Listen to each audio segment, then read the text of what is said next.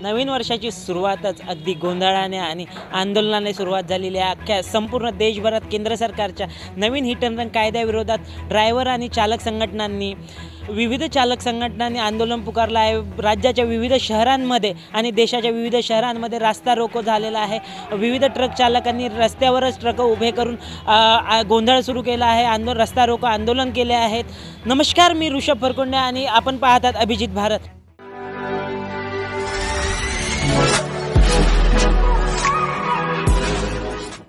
काय आहे hit and run कायदा? नवीन हिट अँड रन कायद्यामध्ये आणि जुन्या हिट अँड रन कायद्यामध्ये फरक काय आहे तर जाणून घेऊया या व्हिडिओमध्ये।